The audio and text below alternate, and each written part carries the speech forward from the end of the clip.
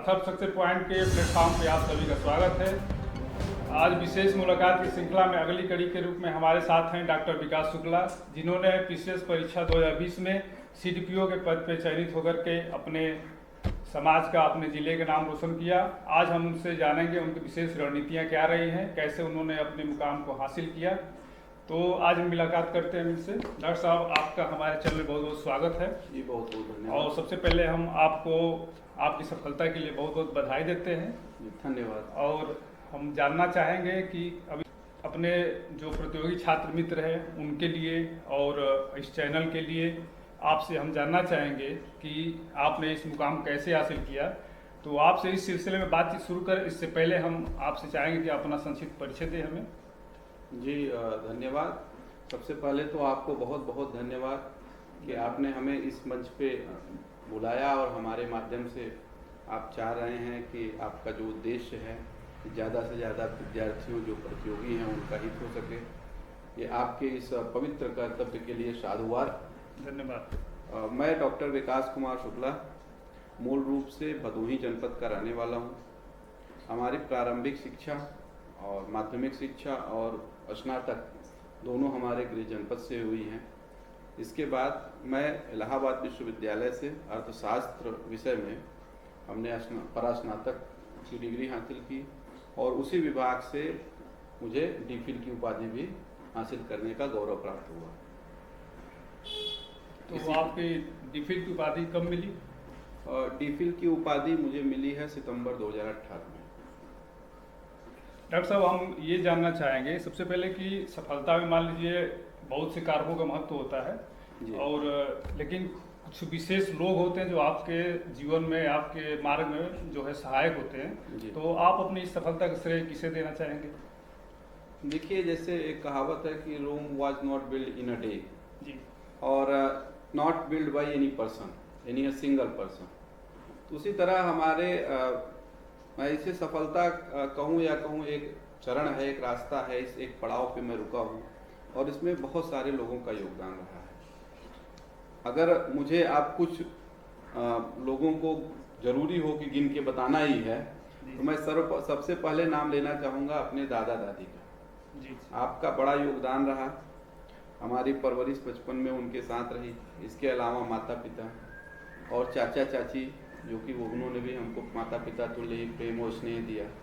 और साथ ही साथ मेरी धर्मपत्नी, जिन्होंने मेरे साथ कदम से कदम मिलाया और हमेशा मेरे साथ खड़ी रही, मनोवैज्ञानिक संबल दिया, प्रेम दिया, जिसके कारण एक मैं कभी अपने पद से विचलित नहीं होने पाया। साथ ही हमारे सभी मित्र, इन्होंने हमेशा सहयोग दिया, हर तरह से सहयोग किया। तो सभी मित्रों का और भी बहुत से लोग हैं जाने अनजाने, पूरे परिवार का आपको समर्थन हमेशा मिलता रहा? बिल्कुल मिलता रहा। और दोस्तों मित्रों के साथ आपने पूरी सर्किल के साथ जो है इस चरण को प्राप्त किया या इस चरण को पार किया? बिल्कुल बिल्कुल। तो डॉक्टर साहब, हम जानना चाहें कि सफलता के बहुत से रणनीतियाँ वाले कुछ विशेष सूत्र होते हैं या हर व्यक्ति के कुछ विशेष अपने नकारात्मक सकारात्मक पक्ष होते हैं जी, तो वो आप बताना चाहें तो बता सकते हैं। जहाँ तक मैं समझ पा रहा हूँ आप व्यक्तित्व के बारे में पूछना चाह रहे हैं, सकारात्मक नकारात्मक। तो देखिए, सकारात्मक नकारात्मक तो दोनों व्यक्तित्व सब में निहित होते हैं। बिल्कुल। और वो मुझ में भी हैं। सकारात्मक जो सबसे बड़ा है वो है विल पावर। मैं कभी भी जो हमारी इच्छा शक्ति रही है उसी चीज़ को प्राप्त करने की, वो बड़ी स्ट्रांग रही है और उसके लिए हमने एफर्ट भी किया है। इसके अलावा जो सर्विसेज में, जिस सर्विसेज में जाना चाह रहा हूँ, मैं बाई हार्ट उस सर्विसेज को बहुत दिन से जी रहा हूँ। मैंने कोशिश की है कि मैं मतलब जीता रहूँ, एज ए ऑफिसर सोचूं, विचारूं, बात करूं। तो ये हमारे कुछ सकारात्मक पक्ष हैं। नकारात्मक पक्ष भी है, जैसे आलस्य है जी, ठीक है। कभी कभी पढ़ाई डिसकंटिन्यू हो जाती है, ये भी एक बड़ा वो है। कभी कभी कुछ इमोशनली आप आ जाते हैं और पढ़ाई और लक्ष्य से इतर भी अन्य गतिविधियों में संलग्न हो जाते हैं। यही है, बाकी तो अनंत है जी। तो डॉक्टर साहब, हम ये जानना चाहेंगे कि सिविल सेवा को आपने इससे पहले बता दिया लेकिन वो अब आएगा। आपने सिविल सेवा को ही क्यों चुना या इसमें आने का कोई खास मकसद, क्या मोटिव रहा है आपका सिविल सेवा में आने का? देखिए कई सारे फैक्टर्स थे जिसके कारण सिविल सेवा की तरफ मेरा रुझान काफ़ी पहले से है। इवन जब मैं माध्यमिक शिक्षा में रहा हूँ तभी से वो इस तरफ मेरा रुझान रहा है। हम लोग बहुत छोटे थे, आई थिंक शायद 9वीं या 10वीं में रहे होंगे, तो हमारे गांव से एक जेल सुपरिटेंडेंट हुए थे पीसीएस में, तो उनका एक नाम और एक उत्साह और एक वो था कि उससे प्रेरणा मिली हुआ। उससे। इसके अलावा जो कहानियाँ और इन सब में पढ़े, इससे भी वो मिला। और साथ ही साथ फिर आगे आए, इलाहाबाद यूनिवर्सिटी में आए, तो यहाँ तो आप पता है पूरा माहौल रहा। सर सुंदरलाल छात्रावास में रहा तो वहाँ भी सिविल सेवा का बड़ा पूरा एकदम माहौल था। तो ओवरऑल इससे रुचि भी बनती चली गई। ये तो रहा आप कह लीजिए कि सामाजिक प्रेरणा, प्लस एक है कि एक सेवा की भावना जो मन में पहले से थी, एक अधिकार प्राप्त तरीके से सेवा करने की भावना हमेशा से रही है, और हमने जब भी अवसर मिला है तो इस भावना से प्रेरित होकर कार्य भी किया है। तो वो भी एक बड़ा फैक्टर है, जो आंतरिक फैक्टर है, जिसके कारण हमने सिविल सेवा का चयन किया। तो आपने माध्यमिक शिक्षा के समय से ही ये मान लिया था कि हमको जाना है सिविल सेवा? बिल्कुल। इसमें तो इस पे हमारे परीक्षार्थी प्रतियोगी छात्रों की, मित्रों की जो एक समस्या रहती है, या जो वो बार बार प्रश्न पूछते रहते हैं कि कब से हमें तैयारी शुरू करनी चाहिए, जैसे वो ग्रेजुएशन में आने के बाद या ग्रेजुएशन पास करने के बाद, तो इससे आपके अनुसार तो अगर लोग पहले से लग जाए तो ज़्यादा बेहतर माना जाना चाहिए इसको? देखिए मैं इसे तरह दूसरे तरीके से देखना चाहता हूँ, मतलब या व्यक्त करना चाहूँगा कि तैयारी और पढ़ाई ये कुछ ऐसा है जैसे selling a boat against stream. धारा के विपरीत आप नाव चलाते हैं, उसी तरह से तैयारी होती है। आप जब तक चप्पू चलाते हैं आप आगे बढ़ते हैं, जैसे ही आप चप्पू चलाना बंद करते हैं फिर धारा आपको पीछे देती है। दिमाग के भी यही लिमिटेशन है, आप पढ़ते हैं आगे बढ़ते हैं, पढ़ाई रुकी पीछे हो गए। तो मेरा ये मानना है कि आप जब से भी तैयारी करें, अगर एक बार तैयारी में आप आए तो फिर आप रुकिए मत, आप लगातार उसमें लगे रहिए और आप प्रयास करते रहिए, सफलता निश्चित रूप से मिलेगी। बीच बीच में डिस्टर्बिंग एलिमेंट्स नहीं होने चाहिए। तो इस पे भी एक प्रश्न बनता है बच्चों का या मित्रों का कि हम जैसे कंटिन्यूटी को कैसे बनाए रखें। हर दूसरे दिन लो फील कर लेते हैं लोग, या डिप्रेशन या तमाम तरह की समस्याएं आ जाती हैं, तो उससे उबरने के लिए क्या मतलब किया जा सकता है? ये आपके साथ भी हुआ होगा? जी बिल्कुल हुआ है, और ऐसी स्थितियां आती हैं, लेकिन ऐसी स्थितियां मुझे लगता है जब आदमी डिप्रेस्ड होता है वो तभी होता है जब वो पढ़ाई नहीं करता, जब वो अपनी रिस्पॉन्सिबिलिटीज़ को किसी कारण से कुछ समय के लिए छोड़ देता है, तो वो धीरे धीरे फिर डिप्रेस होने लगता है। मेरा ये मानना है कि आप एनी हाउ आप अपने जो काम है उसको रोज करिए। मतलब आपका जो भी दायित्व है, पढ़ना दायित्व है या क्वेश्चन करना, आप उसको रोज का रोज करिए और आप अपनी प्रायोरिटी फिक्स करिए। पहला काम अगर पढ़ाई है तो पहला काम पढ़ाई होना चाहिए, उसके बाद ही दूसरा काम होना चाहिए। इसके अलावा एक और बहुत छोटी सी टेक्निक है जिसका इस्तेमाल किया जा सकता है, वही जानना चाहिए। वो टेक्निक ये है कि आप अपने डेली टारगेट बनाइए और उसको अचीव करिए। बहुत आसान तरीका है, छोटा छोटा टारगेट बनाइए, बहुत बड़ा टारगेट नहीं कि आज मैं 500 क्वेश्चन पढ़ूंगा, आज मैं 500 क्वेश्चन सॉल्व करूंगा, या मैं आज 200 पेज पढ़ूंगा। नहीं, आप छोटे टारगेट बनाइए, अचीव करिए, फिर दूसरा बनाइए, फिर अचीव करिए, फिर आगे बढ़िए। उससे मन में उत्साह भी बना रहेगा और निरंतर आप आगे बढ़ते रहेंगे। डॉक्टर साहब, ये वैकल्पिक विषय क्या रहा आपका इस परीक्षा में? जी मेरा वैकल्पिक विषय अर्थशास्त्र, क्योंकि आपने काफी लंबे समय तक इसको पढ़ा है। जी अर्थशास्त्र में एक लंबे समय से हमने पढ़ा है, अध्यापन का भी कुछ अनुभव रहा है, तो अच्छा विषय था, हमने इसीलिए इस बार इसको रखा। तो परीक्षार्थियों के मन में ये भी एक दुविधा होती है कि हम कौन सा विषय लें, वो स्कोरिंग विषय या फिर संक्षिप्त छोटा विषय लेना चाहते हैं जी। तो इस पे आप क्या कहना चाहेंगे, मुझे सुझाव देना चाहेंगे? देखिए एक चीज़ तो मैं बड़ा बिल्कुल फ्रैंकली ये बात कहना चाहूँगा कि this is your optional subject which decide you are going to be SDM और you are going to be tail post. बहुत डिसाइडिंग है, बहुत सोच समझ के करना चाहिए।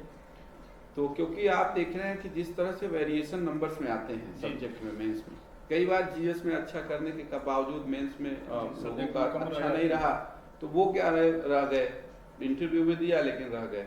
कई बार ऐसा होता है कि सब्जेक्ट में अच्छा हुआ तो वो एसडीएम बन गए, या फिर उससे नीचे के वो पोस्ट रैंक निर्धारण में काफी अहम रोल है। बहुत बड़ी भूमिका, न केवल रैंक निर्धारण में बल्कि सिलेक्शन में भी। कैसे, मतलब क्या क्राइटेरिया और क्या मानक हो जिससे वो चुने अपने विषय? देखिए 2-3 मानक हमारे हिसाब से हो सकते हैं। जैसे उसमें एक तो बड़ा मानक है कि आप थोड़ा सा स्टैटिस्टिकली एनालिसिस कर लीजिए कि कौन से नंबर विषय में नंबर का पैटर्न क्या है, एक ये तरीका हो सकता है। इसके अलावा दूसरा बड़ा फैक्टर है आपकी रुचि।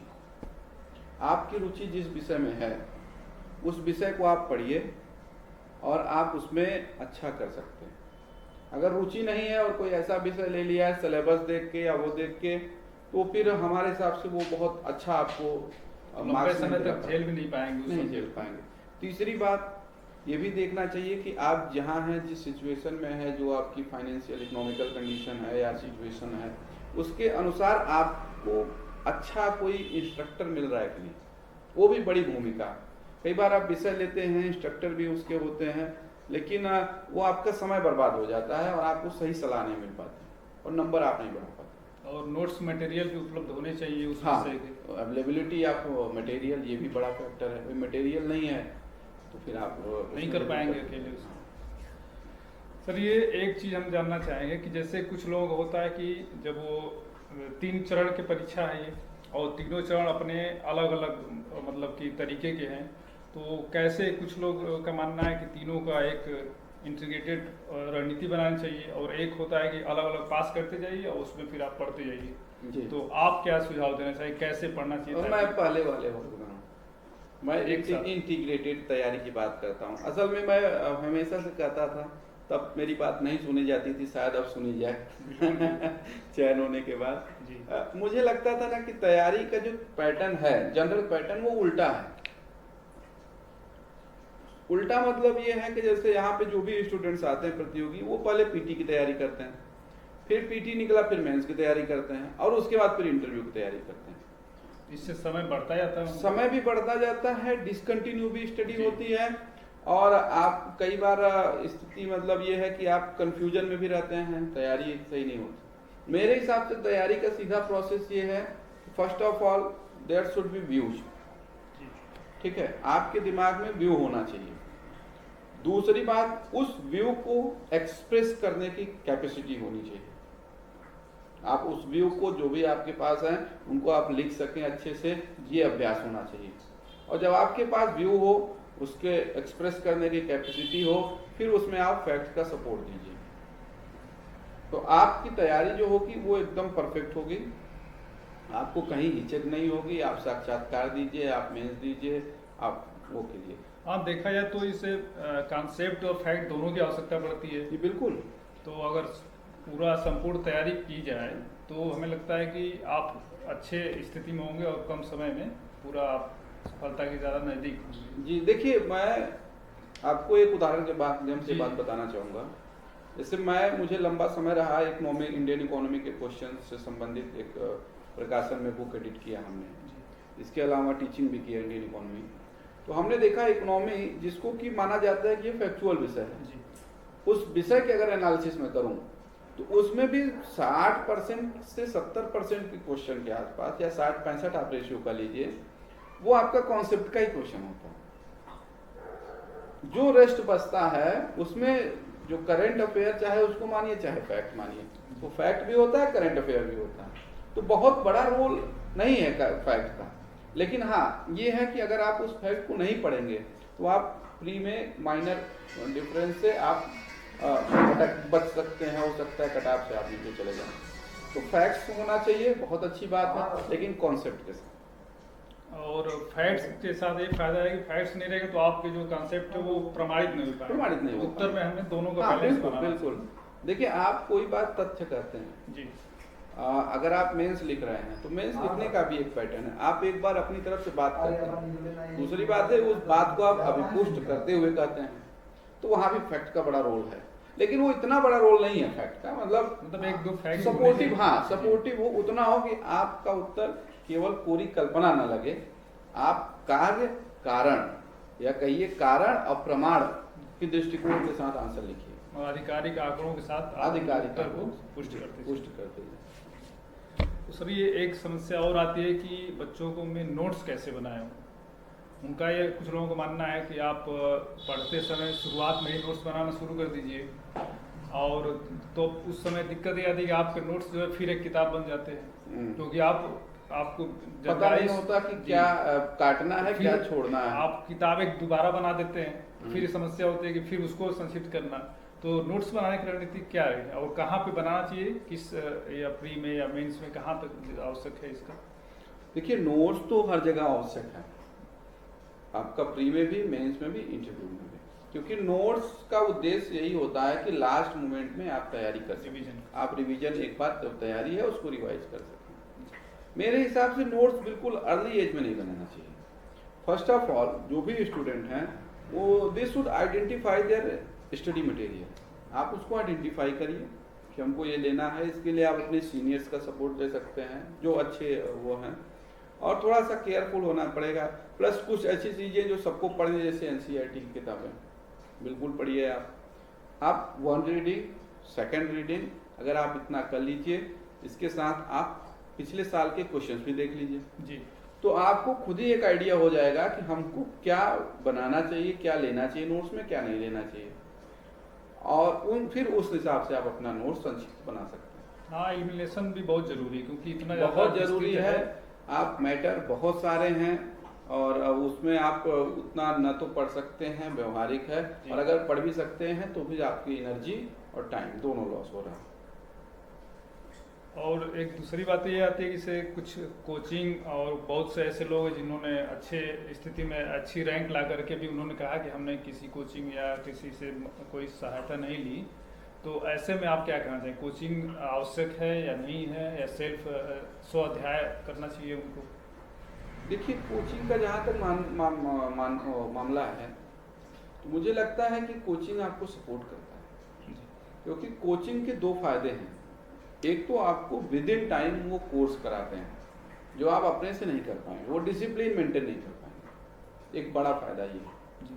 दूसरा फायदा ये है कि आपको एक्सपर्ट्स जो होते हैं, एक्सपर्ट्स का आपको व्यू मिल जाता है, नोट्स मिल जाता है, और एक इंटरेस्ट डेवलप हो जाता है। सामूहिक स्टडी करने पे एक इंटरेस्ट डेवलप हो जाता है। तो कोचिंग हमारे हिसाब से करने में बुराई नहीं है, अगर आप इकोनॉमिकली अफोर्ड कर सकते हैं तो।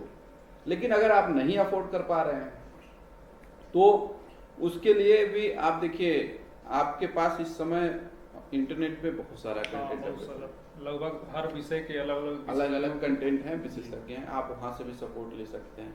वो भी आपके लिए आज के डेट में अच्छा है। यूट्यूब एक बड़ा प्लेटफॉर्म है जहाँ पे बहुत सारे वीडियोज लोग अपलोड करते हैं, वहाँ से भी आप पढ़ सकते हैं। थोड़ा टाइम लगता है बट यू कैन डू। नहीं, अगर जो लोग नहीं करने में सक्षम है वो लोग अपने से पढ़ सकते हैं। हाँ, नहीं, अपने से पढ़ने का यही मतलब हुआ, ये पढ़ने का मतलब। जी। जैसे जो कहते हैं कि हमने कोचिंग नहीं किया, इसका मतलब ये नहीं कि वो कहीं से पढ़े नहीं, मतलब रेगुलर नहीं गए, लेकिन उन्होंने इंस्टीट्यूशनल कोचिंग नहीं ली, उन्होंने कोचिंग ली, वर्चुअल कोचिंग ली, ठीक है, और ये सब किया। फिर कुछ लोग होते हैं मान लीजिए जो हाईली अपना ग्रहण करने वाले होते हैं, तो वो अलग बात है। लेकिन अगर आप सक्षम हैं और आप नज़दीक हैं जहाँ सेंटर है कोचिंग, वहाँ तो जा सकते हैं बिल्कुल। और टेस्ट सीरीज और इन सब का क्या सहयोग रहा है आपके तैयारी में? देखिए टेस्ट सीरीज में बहुत ज़्यादा तो हमने नहीं ज्वाइन किया है। हमने जो टेस्ट सीरीज होती थी उसके बाद जो मार्केट में मिल जाता था तो वो हम लोग लेके सॉल्व करते थे। और उसमें देखिए टेस्ट सीरीज उद्देश्य 2 होता है, एक होता है टाइम मैनेजमेंट बैठ के वहाँ, दूसरा होता है अपने नॉलेज का एवेल्यूएशन। तो टाइम मैनेजमेंट का इशू कभी मेरे साथ रहा नहीं, चाहे पीटी हो चाहे मेंस हो। दूसरा चीज़, हमने जो टेस्ट सीरीज मेंस की किए या प्री की तो हमने जो प्रश्न मिले उन्हीं पे किए, तो कोई ऐसा हमने इंस्टीट्यूशनल नहीं किया। और सर जानना चाहेंगे कि जो पत्र पत्रिकाएं हैं, करंट अफेयर्स का बहुत अहम रोल है इस परीक्षा को लेकर के, तो कौन से पत्रिकाएं अच्छी हैं और कौन सी पुस्तकों की एक लंबी चौड़ी सूची मिल जाती है लोगों को, उस पर भी कन्फ्यूजन होता है कि हम इस विषय की कौन सी किताब लें, संविधान कौन से पढ़े, भूगोल किससे पढ़े, तो इसमें आप क्या सुझाव देना चाहेंगे? कम से कम मटेरियल में अच्छी पढ़ाई हो सके उनकी? देखिए, ये प्रश्न थोड़ा सा जटिल है, क्योंकि मैं इस मंच से किसी एक प्रकाशन का नाम लेना या वो करना थोड़ा सा मुश्किल है। हालांकि करंट अफेयर्स की बहुत सारी अच्छी पुस्तकें हैं जिनका आप अध्ययन कर सकते हैं। वैसे आप कोई भी एक रेगुलर मैगजीन, हाँ, रेगुलर आप एक अगर मैगजीन पढ़ते हैं और उससे आप ब्रीफ नोट्स लिखते हैं तो आपको करंट अफेयर्स की रिक्वायरमेंट पूरी हो जाएगी। तो इसके लिए किसी एक मैगजीन को नाम बताना, मतलब कोई अच्छा जिसको जो उपलब्ध हो जो उपलब्ध हो, जहाँ उपलब्ध हो। हाँ, एथेंटिसिटी बहुत जरूरी है। आप थोड़ा सा देखिए वो एथेंटिक किताब है कि नहीं, उसके राइटिंग के पीछे राइटर्स का डिवोशन क्या है, किस क्वालिटी के कंटेंट है, वो आप पढ़ेंगे तो आपको खुद ही आइडिया हो जाएगा। और जैसे एनसीईआरटी तो मस्ट है, वो आपको हमारे हिसाब से एनसीईआरटी आपको पढ़नी चाहिए, और एक बार, दो बार, 4 बार, जितनी बार आप पढ़ सकें कमी है। मजबूत एनसीईआरटी सही की जानी चाहिए। हर बार आपको नया मिलेगा और हर बार आपको मजा आएगा। बिल्कुल आनंद लीजिए एनसीईआरटी का, बहुत आनंददायक वो है। और अगर इसी संदर्भ में बात कर ली जाए तो अथर्व सक्सेस पॉइंट की जो पुस्तकें प्रकाशित हुई हैं, जो सामान्य अध्ययन के या फिर एग्रीकल्चर या पर्यावरण के क्षेत्र में जो किताबें आई हैं, तो उनमें उनके बारे में आप क्या कहना चाहेंगे? क्या सुझाव दें, कैसे सुधार किया जाए, कितनी लाभदायक है? अथर्व सक्सेस पॉइंट की 2 पुस्तकें हमने देखी हैं। इनका एक जो पीसीएस का क्वेश्चन बैंक है बहुत अच्छा है, हमने उसको पढ़ा भी है, देखा है। और इसके अलावा आपका एग्रीकल्चर की किताब भी हमने देखी है। उसमें आपने देखने से लगा, पढ़ने से जो कुछ पोर्शंस हमने उसमें पढ़े तो लगा कि आपने उसको ऑनेस्टली उसमें मेहनत की है और एक अच्छी किताब है। इसके अलावा बाकी किताब तो नहीं देख पाए, लेकिन हम किताब लिखने वालों को देख पाते हैं। हमारे जो अथर्व सक्सेस पॉइंट के संपादक और वो हैं, वो हमारे मित्र रहे हैं, हमारे साथ उन्होंने प्रतिष्ठित कई प्रकाशनों में काम किया है। तो उनका डिवोशन, उनकी एक्यूरेसी और जो करंट अफेयर से जोड़ के और जो लिखने का एटीट्यूड है, जो करंट अफेयर से जोड़ के लिखते हैं, या फिर जो भी उनका फिल्ट्रेशन का जो पावर है वो बहुत अच्छा है। उस आधार पे अगर आप कहें तो मैं आंख बंद करके बता सकता हूँ कि किताबें बहुत अच्छी हैं। और आगे इम्प्रूवमेंट के लिए सुझाव कोई देना चाहेंगे सक्सेस पॉइंट की टीम को? जी बिल्कुल, इम्प्रूवमेंट के लिए सुझाव ये है कि आप अच्छी क्वालिटी के साथ कभी समझौता मत करिए और उसी पे आप बने रहिए। भले ही साल में आप 10 के बजाय 2 किताब निकालिए, लेकिन क्वालिटी अच्छी दीजिए। वास्तव में आज भी क्वालिटी कंटेंट का बहुत अभाव है, बड़ी क्राइसिस है। तो इसको आप मेंटेन रखें तो एक अच्छा मतलब सर्विस होगी आपकी प्रतियोगियों के लिए। सर, एक सबसे बड़ी समस्या ये होती है कि जैसे 24 घंटे तो भगवान ने सबको दिए हैं, लेकिन बहुत से लोग हैं जो 24 घंटे में बहुत कुछ कर जाते हैं, और कुछ लोग हैं जो उनके पास समय ही नहीं बचता उनके लिए। तो समय प्रबंधन जो है वो परीक्षा की तैयारी के समय और परीक्षा हाल में हर जगह इसका बहुत बड़ा रोल है। तो कैसे समय प्रबंधन आपने किया? जैसे आपने बताया कि आपने कार्य करते हुए कहीं ना कहीं तो अपने जॉब या फिर जो भी क्या कहेंगे उसको पार्ट टाइम जॉब किया आपने, तो उसको मेंटेन करने, या फिर जो लोग नौकरी पेशे वाले हैं वो भी अगर तैयारी करना चाहे तो वो कैसे मैनेज करें टाइम को? देखिए, ये एक यच्छ प्रश्न है, समय प्रबंधन। ये एक यच्छ प्रश्न है, ये बड़ा मुश्किल है। और कोई अगर कहे कि I have totally manage my time, it means he is saying a damn lie. ठीक है, मुश्किल है। आपको देखिए, जो समय है उसी समय में आपको अपना प्रबंधन करना पड़ेगा। प्रायोरिटी टाइम का आपको फिक्स करना पड़ेगा। प्रायोरिटी आप बनाइए कि नहीं, हमारा पहला काम ये है, दूसरा काम ये है, तीसरा काम ये है, और वो काम आप कर लीजिए। यानी समय प्रबंधन व्यक्तिगत चीज है? व्यक्तिगत चीज है, बिल्कुल। और ये रही बाहर की बात जी। अगर आप परीक्षा हाल की बात करिए तो वो टाइम आप तभी मैनेज कर पाएंगे जब आप परीक्षा से पहले उस दौर को जी चुके रहेंगे। आप 2 बार, 4 बार, 10 बार आप बैठे, हाँ बिल्कुल, टाइम टू टाइम आप बैठे हो, किए हो, तो वहाँ मैनेज हो जाएगा। सर, जिससे हम जो मानसिक तनाव की जो हम बात कर रहे थे, तो मानसिक तनाव तो नेचुरल चीज़ है, वो तो आएगा ही, जी, बिल्कुल। लेकिन इसके लिए आपने जैसे बताया कि कुछ लोग चाहते हैं कि कुछ लोग खेलने में रुचि रखते हैं, मतलब कुछ एक्स्ट्रा करिकुलम जो होता है, क्या इसमें सहायक होता है? बिल्कुल सहायक होता है। यानी उसके माध्यम से तनाव दूर किया जा सकता है। नहीं, और इसके अलावा मैं एक बहुत अच्छा कोट करूँगा महात्मा गांधी को यहाँ पे। जी। विदाउट एक्स्ट्रा करिकुलर के गांधी जी एक बात कहा करते थे कि आपको सच्चा सुख तभी मिलता है जब आप अपने दायित्वों का निर्वहन करें। आप कितने भी मानसिक तनाव में हो, आप अगर अपना काम करते हैं तो आपका मानसिक तनाव अपने आप चला जाए। बहुत स्ट्रेस है, कोई बात नहीं, किताब निकाला, पढ़े, क्वेश्चन सॉल्व किया, देखिए आपका स्ट्रेस यूँ हो जाएगा। वो अपना काम करिए, बाकी जो आपका एक्स्ट्रा करिकुलम एक्टिविटीज़ हैं वो तो हैं ही, वो तो आपको रिचार्ज करती ही हैं, रिफ्रेश करती हैं, उसमें भी कोई दो राय नहीं। डॉक्टर साहब, हमने काफ़ी अच्छी बातें की और काफ़ी लाभदायक जानकारी हमने दी अपने परीक्षार्थी या प्रतियोगी मित्रों को। तो आप संक्षिप्त में क्या संदेश देना चाहेंगे जिससे कि वो आपसे इंस्पायर होकर के अपने तैयारी को और बढ़िया कर सकें और सफलता प्राप्त कर सकें? जी, देखिए, हम एक सीधी बात अपने प्रतियोगी भाइयों से ये कहेंगे कि आप जो चाहते हैं वो आप पा सकते हैं, और आपसे काबिल कोई नहीं है। आप बेस्ट हैं, आप बिल्कुल पा सकते हैं, बशर्ते आपको कॉन्सेप्ट के पीछे भागना चाहिए और आपको अपने हिस्से का काम करना चाहिए, अपने हिस्से की जिम्मेदारी का निर्वहन करना चाहिए। 100% गारंटी है आप सफल हो जाएंगे। बहुत बहुत धन्यवाद सर आपका, आपने हमें अपना बहुमूल्य समय दिया, और हमारी तरफ से, हमारी टीम की तरफ से शुभकामनाएं कि आप और आगे बढ़ते रहें जीवन में और अपने लक्ष्य के प्रति अग्रसर रहें। बहुत बहुत धन्यवाद। Thank you.